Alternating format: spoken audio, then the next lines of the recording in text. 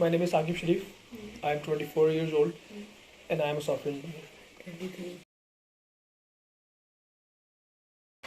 Okay, so I think Me Too movement have two impacts on the society. One is positive and one is negative. Sorry. The positive one is that it gave a lot of confidence to the people that were not able to come out and talk about their traumas. It gave a lot of confidence to them. But the negative impact it had was that a lot of people misused it. Like उन्होंने गलत इल्ज़ाम लगाए लोगों के ऊपर just because they had some propaganda or maybe negative intentions and positively affect उन लोगों को किया ये इस मूवमेंट ने जिन लोगों के actual traumas थे, the people who went through something, but negatively impact उन लोगों को किया who didn't do anything but लोगों ने उनके ऊपर गलत इल्ज़ाम लगाए. Okay, there are two questions. Yes. The first one is that if I have gone through sexual assault, or someone you love, or yes, I experienced sexual assault, but I was too young at that time. Like it is a traumatizing experience, but now it doesn't haunt me or anything. So yeah, a lot of people that I know went through sexual assault. A lot of my male friends. So yes, is there anything else you want me to tell you about that? I will tell you about that if that is appropriate. Okay. So do you think that these assault in your childhood affect your adult life in any way? I don't think so, but I'm more aware of everything now. It didn't affect me that bad, and but I know that this is really wrong. Like you should be very vigilant in your actions as well. That unintentionally you don't do anything that can affect other person, or maybe he or she had a trauma that can trigger that. So I think that the impact that I had on myself was very positive. That I experienced those things, and now I have to be very vigilant in the moments. Like if someone is trying to assault me, or if I don't do anything unintentionally that makes anyone else uncomfortable. Okay. I think the improvement, if you talk about if you talk about the improvement, I feel that people have a lot of awareness now, and also they don't just have confidence about talking about it, but they can stand up for themselves right at that moment, and take a stand for them, and they are more aware of it. Like it gave a lot of confidence, like I said before, to a lot of people, that they are able to express themselves, like what they went through, and they are able to take a stand for themselves, because they know that if they will take a stand, people will support them. But yes, women do face victim blaming, but that's the type of society we live in. Like you have to, okay, there are two things. One is victim blaming, and the other is I will explain it in more detail. The event happened in the F9 park a couple of days back. That if anyone gets sexually assaulted or harassed, this is not their fault. This is not their fault. It's absolutely the fault. It's absolutely the fault of that person who did that. I'm not victim blaming or anything, but I believe that not in just Pakistan, in anywhere you have to be vigilant. And about by vigilant I mean, like if I know that there is a predator somewhere, and I still go there, because I know I can get attacked and I go there, that is my mistake. You cannot say that I went there and he did that. It's also, I agree to that it's his mistake that he did that. It's crime.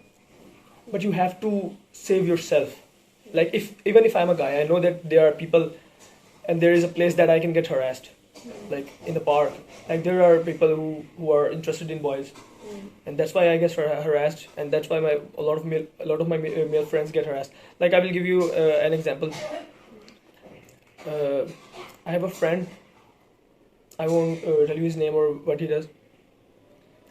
He got harassed in his childhood by his teacher. All right.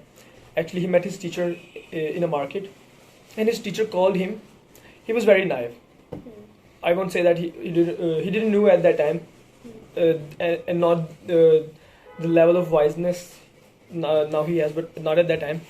So his teacher called him to come with him to a street with there weren't many people there. So he went there and he tried to harass him. So now he's young, he's much older. Now if someone will call him, ask him to come at some place that there are many people, he will get away. But if he knows and he still goes there, he is putting himself into that position. Okay. So I'm not saying that victim blaming is like you are wearing something like this. Why are you outside your house? You shouldn't be outside your house. Stay in your house. The people, how the people blame women basically. So that is wrong. But what I am saying that you have to be careful and you have to take precautionary measures, not just for women, also for the men. It's not gender specific. Being vigilant and being precautious is not gender based. So on individual levels, you have to be precautious and you shouldn't be putting yourself in a danger. Like if like I will say again, I'm a guy and I know there's a leopard in between Giga and DHA. But I will say I am a independent guy. I can go anywhere I want. Nobody's allowed to do anything to me. No, you cannot stop the predator. But you can avoid that. You have to be proactive, avoiding the dangers. Okay. So it should be also, and one thing that I really believe that every person, even if he's a guy, or especially for women should be able to defend themselves. They should learn something like some martial arts or something. So the thing people say that women are naturally not that strong as men. I get that, but there's one more thing that people say that martial arts are for people that are much strong. By knowing the techniques and the skills, you can take down a much stronger guy. You know how to punch. You develop some speed and you develop some strength, and by that strength you can take down a much bigger and a much stronger guy. So even if women are naturally not that strong as men, but I think every woman should know how to defend herself and should know some kind of martial arts. You are not like, also if she like if you don't have much time to learn the martial arts, okay, I get that. But there's one thing that you cannot carry a gun with you every time, but you can carry a knife, like some little knife, okay? And defending yourself with a knife is much easier than the gun and the martial arts, because in martial arts you have to kick or you have to punch, but in the with knife it's much easier. And if you develop some reflexes, as you know, you have been to karate, you develop some reflexes, and like you can, it will get graphical, but you can like, if he's trying to grab you, you can slice him from here, and it's really painful. So you can defend yourself. And on governmental level, like there should be, I believe there should be a good prosecution, I say, or investigation for such cases. And if and it proves and it shows that yes, that guy or that woman did assault to another person, there should be like really serious consequences. And if it proves that it was a false accusation, like it goes the same way, there should be a really hard punishment for the making false accusation, because it can damage the it can really destroy the life of the person that gets falsely accused. First of all, I think that men should stop doing the guy talk, and they should start from their circle. What do you mean by the guy talk? You don't know what the guy talk? Alright, so the guy talk is basically like when men get together, they talk about women in a way that they shouldn't be. What it does, that it makes their mind, it makes them neutral or easy for them to like see women as an object. And if something is really neutralized for you, you won't feel that what you are doing is wrong. All right. And also, men should, I think, start from their circle. That if they know that any of their friend is doing wrong, first of all, they should go and talk to him that, man, you are doing wrong. And also, like, if they think, if something is happening in front of them, and they think they can stop him or stop her, they should.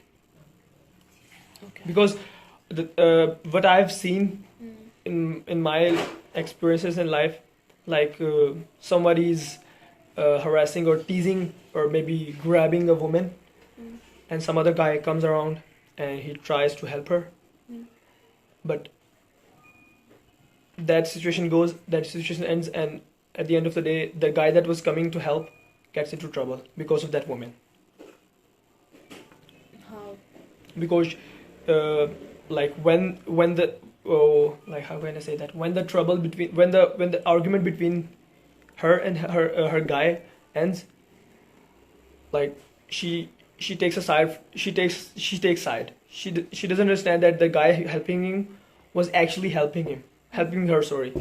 So like she doesn't support the guy that was coming to help her, and at the end he gets into trouble. When police gets in, or if the guy that was teasing her have more power, like the guy that was coming to help her gets into trouble. Yes, I do believe, like, to a good percentage, like now people get serious consequences for doing something bad, like harassing someone. Like, I think now people are more aware of it. But because the thing is that sometimes in like office environments, a senior person harass you, and you will always before that Me Too movement, you will be really worried that if you will talk about it, you will get into trouble, you will lose the job. But now that people have seen that, like, talking about your experience or trauma or the sexual harassment thing that you went through, you won't get into trouble. Like, even if the guy that he's senior or the girl she's senior, if you talk about it, the company will help you. You won't get into trouble. But like, aren't some of the people who have been accused of these allegations are still like running free? Yeah, they do, because they have influence. They have people in the government, they have people in the police. So how can we like stop this from happening? It's the responsibility of the state. Like, there are people that killed someone and they are still roaming around freely because they have influence. What we can do about it? Like it's the responsibility of the state to take actions against them. What about that guy that killed that guy on motorcycle on a Margala Road on 9th of February? He got a pre-arrest bail. Like we cannot do much about it. What we can do? We can post on Instagram. We can go in front of press club and protest about it. Do you think the government cares about that? Our government is not like that. We need to change. We cannot change this. But I think we can change it, but it's a long process. We need to elect people that are like that are good for that place. Like they can like take good steps to control this. Like it's the matter of actually the matter of government, I think. And what we can do, it's a long process, but we can elect good people. Like what about the woman that was killed by some government guy in Balochistan? Her whole family is like captured by that guy in her house. So it's a responsibility of the state. Yes, it did a lot. It changed a lot. Like last year, there was a post going on Instagram that there were two guys on the bike that harassed a girl in the G8 sector. I don't know where. And their picture got released on Instagram, and everyone shared that. And they didn't have much influence and everything. Like there weren't many that influential, so they got arrested by the police, and they faced consequences. So like Instagram, sharing on Instagram and everything can by sharing this on the Instagram, everything, you can hold accountable the people that are much influential. But in the scenario of the people that are much they have connections in the government, or they are from influential families who have money, who can buy police. Like in that scenario, you cannot do much about that situation, and that is the responsibility of the state. Like that, I forgot the name of that girl. I remember the name of that guy, Zahid Jaffer. Do you know that case? Yes. What happened with that guy?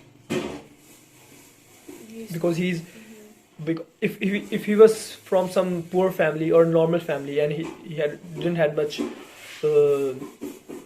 influence, he would be dead by now. Yes. Like the guy in the Kasur, the Zainab case. That guy wasn't much influential. Yes, he was selling that videos on the dark web, but the people on the dark web are outside his country. They won't come here to help you. Yes. That guy got hanged because of the social media. So you have like a good outcome of sharing things on the social media, but in the scenarios of like influential people and everything, no, you cannot do anything by sharing it on the social media. You know the Zahid Jaffer case. Like there was a very big campaign on the internet relating to that case, but didn't help much. Oh, what are they? Like now the people know that if they will call out someone, they will get cancelled and they will face consequences without even proving it. Okay, so as I said in the first question that you asked, that people get falsely accused and their life got ruined. So these are the like negative. There was a teacher in Lahore MA college. For whatever reason, some girl accused her, and there wasn't much proof of it. And he was so respectful, and he was a really honorable man, that he couldn't face the wrath of people, or maybe the disrespect he was getting, that he killed himself.